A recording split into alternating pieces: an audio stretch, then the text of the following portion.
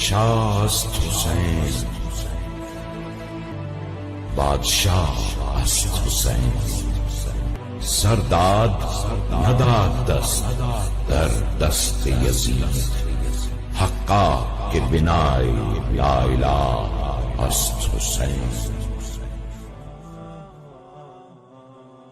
الحمدللہ رب العالمین والصلاة والسلام علی سید المرسلین، اما بعد فاعوذ باللہ من الشیطان الرجیم، بسم اللہ الرحمن الرحیم. الحمدللہ آج یوم عاشور 10 محرم الحرام ہمارے سروں پر صائفگن ہے، اور آج کا دن شہادت کا دن ہے.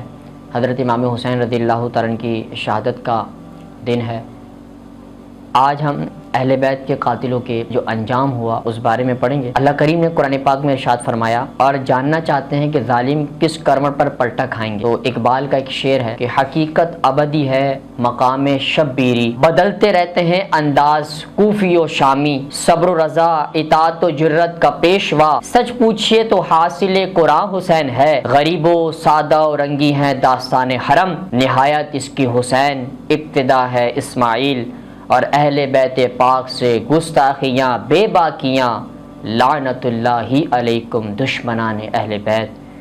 اہل بیت کے قاتلوں کے انجام کے بارے میں پڑھیں گے. خویلی یہ وہ بدبخت انسان ہے جس نے امام علی مقام کا سر مقدس جسم سے جدا کیا تھا. مختار نے اپنے کوتوال ابو عمارہ کو چند سپاہیوں کے ساتھ اس کی گرفتاری کے لیے بھیجا. ان لوگوں نے خویلی کے گھر کو گھیر لیا.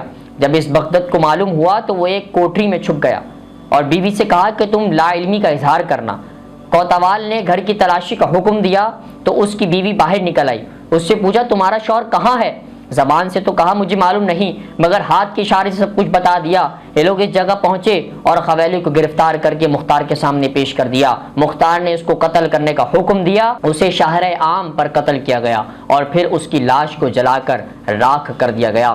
مسلم بن عبداللہ زیائی کا بیان ہے کہ جب امام حسین رضی اللہ تعالیٰ کے مقابل کربلا جانے والوں کے پکڑ کر مختار قتل کرنے لگا تو میں اور شمر تیز گھوڑوں پر سوار ہو کر کوفہ سے نکل پڑے.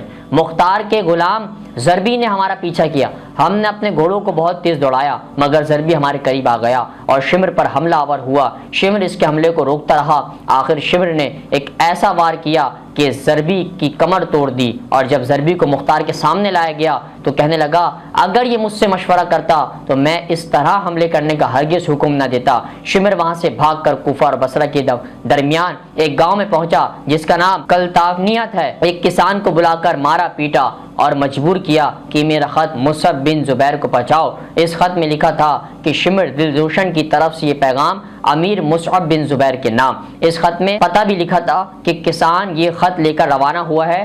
راستے میں ایک بڑا گاؤں تھا جہاں کوتوال ابو عمرہ اپنے سپاہیوں کے ہمراہ جنگی چوکی قائم کر چکے ہیں. یہ کسان اپنے ایک دوست کسان سے مل کر شمر کی زیادتی بیان کر رہا تھا. اتفاقاً اس وقت ایک سپاہی عبد الرحمن بن عبید وہاں سے گزرا اور یہ باتیں سن کر رک گیا. عبد الرحمن نے اس کسان سے شمر کا خط لے لیا اور پوچھا شمر کہاں ہے؟ اس نے بتا دیا. ابو عمارہ فوراً اپنے سپاہیوں کو لے کر شمر دلدوشن کی طرف چل پڑا. مسلم بن عبداللہ کا یہ بیان ہے کہ راج شمر کے ساتھ تھا. میں نے اس سے کہا بہتر یہ ہے کہ ہم اس جگہ سے بھاگ جائیں، مجھے یہاں خوف محسوس ہوتا ہے. شمر نے کہا میں 30 دن سے پہلے یہاں سے نہیں جاؤں گا اور تمہیں خوف شاید مختار کذاب کی وجہ سے ہے. چنانچہ میں رات کو گھوڑوں کی ٹاپوں کی آواز سن کر جاگ پڑوں گا.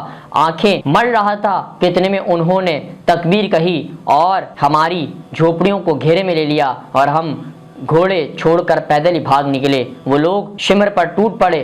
شمر اپنے اوپر اپنی چادر اوڑے ہوئے نیزے سے ان کا مقابلہ کرنے لگا. تھوڑی ہی دیر کے بعد میں نے تکبیر کی آواز کے ساتھ سنا کہ خبیث کو اللہ نے قتل کیا. پھر اس کا سر کاٹ کر لاش کو کتوں کے لیے پھینک دیا گیا.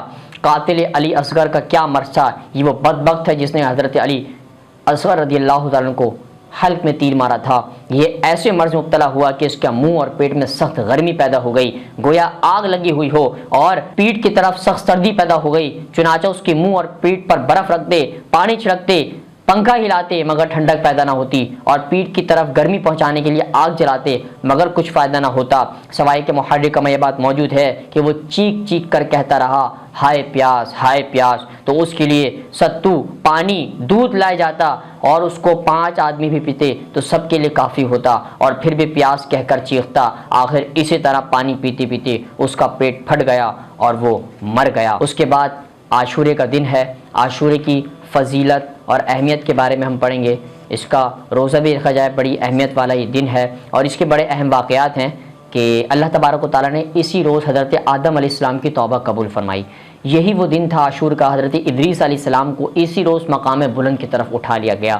یہی روز عاشورے کا دن تھا کہ حضرت ابراہیم علیہ السلام کی ولادت ہوئی اور اللہ تعالیٰ نے انہیں اپنا خلیل بنایا اور انہیں اسی روز نمرود کے عذاب سے محفوظ فرمایا۔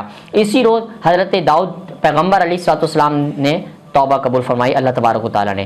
اسی روز حضرت سلیمان علیہ السلام کو حکومت واپس ملی۔ اسی یوم عاشور کو ہی اللہ تعالیٰ نے حضرت ایوب علیہ السلام کی تکلیف دور فرمائی۔ عاشور کے روز ہی اللہ تبارک و تعالیٰ نے حضرت موسیٰ علیہ السلام کو سلامتی سے سمندر پار کرایا اور فرعون کو غرق کر دیا۔ یہی دن تھا جب اللہ تعالیٰ نے حضرت یونس علیہ السلام کو مچھلی کے پیٹ سے نجات عطا فرمائی۔ یہی وہ دن تھا کہ اللہ تبارک و تعالیٰ نے حضرت عیسیٰ علیہ السلام کو آسمان کی طرف اٹھا لیا، سیدنا یونس علیہ السلام کی توبہ قبول فرمائی، حضرت عیسیٰ علیہ السلام پیدا ہوئے، سیدنا یوسف علیہ السلام قید سے آزاد ہوئے، سیدنا موسیٰ علیہ السلام کی ولادت ہوئی، سیدنا موسیٰ علیہ السلام جادوگروں پر غالب آئے، یعقوب علیہ السلام کی بینائی واپس آئی، یوسف علیہ السلام کنویں سے نکالے گئے، اور نبی کریم علیہ السلام نے حضرت اماں خدیجہ الکبریٰ رضی اللہ تعالیٰ سے نکاح فرمایا۔ اور یہی وہ دن ہے کہ حضرت امام علی مقام امام حسین رضی اللہ تعالیٰ کی شہادت ہوئی، اور قیامت بھی اسی روز آئے گی۔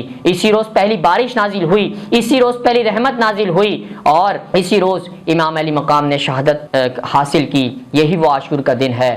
روزہ رکھیں، تلاوت قرآن میں گزاریں، نوافل کی ادائیگی کریں، اور امام حسین رضی اللہ تعالیٰ کو جتنا ہو سکے قرآن اور نوافل پیش کریں، اور دعا کریں اللہ تبارک و تعالیٰ ہمیں آپ سب کو امام حسین رضی اللہ تعالیٰ کی تعلیمات پر عمل کر کے ان کی مطابق ان کی زندگی جس طرح گزری ہمیں بھی انہی کی طرح زندگی گزارنے کی توفیق عطا فرمائے۔ وما علینا الا البلاغ المبین۔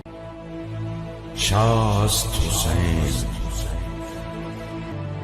بادشاہ است حسین، سرداد نداد دست در دست یزید، حقا کہ بنائے لا الہ است حسین۔